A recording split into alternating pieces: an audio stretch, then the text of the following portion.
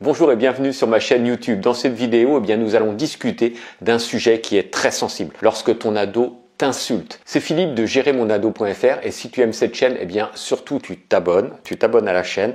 Tu me mets un super pouce et si tu as un commentaire à me faire, c'est juste en dessous. En tant que parent, c'est vraiment difficile d'entendre ton fils ou ta fille dire des mots qui vont te blesser tels que tu me fais ou ta gueule. Alors cela peut être vraiment très blessant, moi aussi, je l'ai subi. Ça nous donne un sentiment de colère et du ressentiment. Comment réagir quand ton fils ou ta fille t'insulte? Le premier conseil, c'est pas évident, c'est de reconnaître l'intention de l'insulte. C'est quoi ça?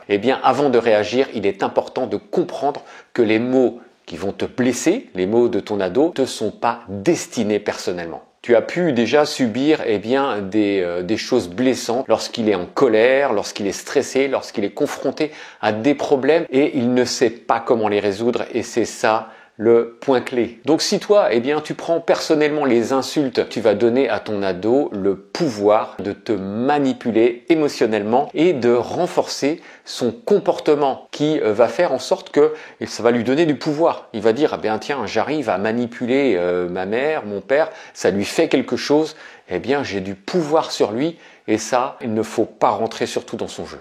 Deuxièmement, évite d'insulter ton ado en retour. Ça ne sert franchement à rien. En répondant avec des insultes, tu envoies à ton ado le message que tu ne contrôles pas la situation et régler ce genre de problème est vraiment inefficace quand toi, tu vas répondre par des insultes. Quand il t'insulte, soit tu ne dis rien, soit tu tournes les talons, soit tu changes de pièce. Comme ça au moins, c'est comme si il insultait un mur et quand un ado ou un enfant se met en colère et puis qu'il se retrouve face à lui-même ou face à un mur, ça ne fonctionne pas.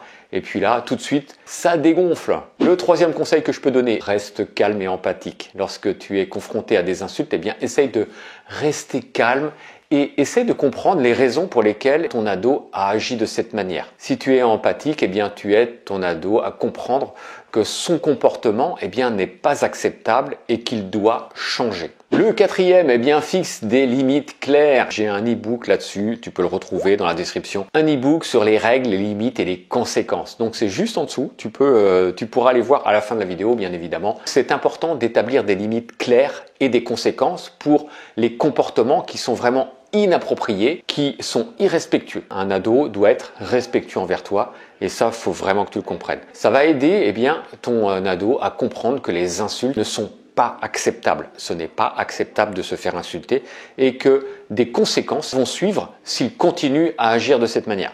Cinquièmement, écoute ton ado. Essaye de comprendre les raisons parce que s'il agit comme ça, c'est que franchement, il y a des raisons à ça. Donc, essaye de comprendre un petit peu, essaye de l'observer. En écoutant attentivement ton ado, tu peux trouver une solution qui fonctionne et pour lui et pour toi. Pas que pour lui, pas que pour toi. Et ça va être un consensus. Donc, essaye de trouver un juste milieu. Sixième conseil, ne tolère pas les insultes. Il est important de montrer à ton ado que les insultes ne sont pas acceptables et qu'elles auront des conséquences négatives. C'est ce que je te disais beaucoup plus haut, c'est que voilà, s'il y a vraiment des insultes, il y a un manque de respect, là, c'est le coup près qui tombe. Alors qu'est-ce que tu peux faire?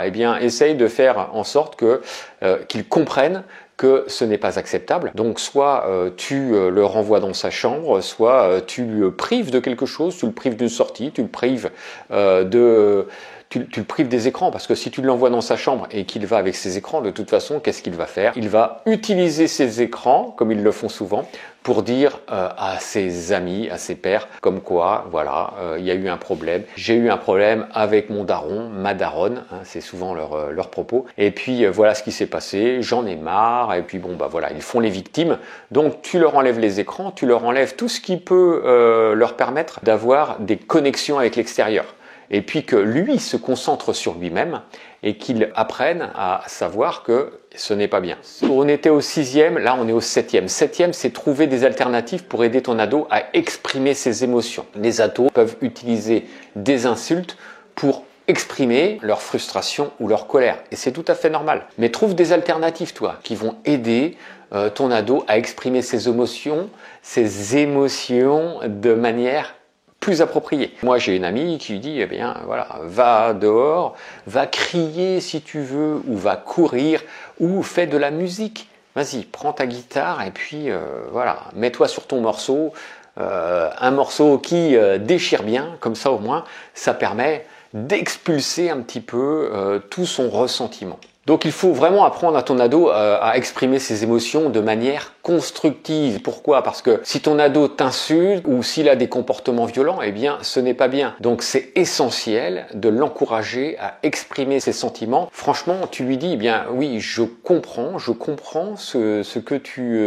tu ressens en ce moment. Tu lui poses des questions ouvertes qui lui permettent, on va dire, de réfléchir à ce qu'il ressent et à ce qui l'a conduit à exprimer sa colère de cette manière-là. Voilà, ce n'est pas normal, mais tu peux lui dire, voilà, un exemple que je peux te donner, eh bien, je suis désolé que tu te sentes si en colère. Tu es vraiment en colère, mais j'en suis vraiment désolé, mais peux-tu me dire ce qui te rend si en colère? Explique-moi, j'ai envie de savoir, parce que ce n'est pas normal. Moi, ça me fait quelque part un peu mal, parce que voilà, tu es dans le mal, et j'aimerais savoir un petit peu.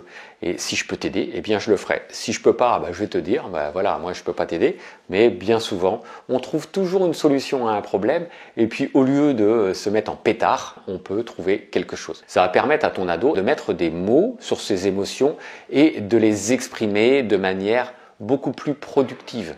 Donc voilà, en tout cas, je t'ai donné mes conseils concernant un ado qui vraiment va se mettre en colère, qui en se mettant en colère, eh bien, ne te respecte pas. En tout cas, tu cliques dessous également dans mon lien pour avoir 4 vidéos qui vont te permettre d'avancer plus loin, de savoir comment il faut faire quand on a un ado, parce que c'est pas évident, c'est pas si évident que ça. Il y a une manière de parler, il y a une manière de s'exprimer, il y a une manière de se comporter, parce que un ado n'est plus un enfant. Un ado se trouve entre l'enfant et l'adulte, et puis c'est à toi, en tant que parent, de l'aider. Donc, juste en dessous, il y a 4 vidéos pour t'aider. Et puis sinon, comme je te parlais tout à l'heure, j'ai aussi un accompagnement qui te permet de t'aider pour tout ce qui est les conséquences, les règles et les limites. Donc, en tout cas, c'est juste en dessous. Je te retrouve dans la prochaine vidéo. Allez, ciao, ciao!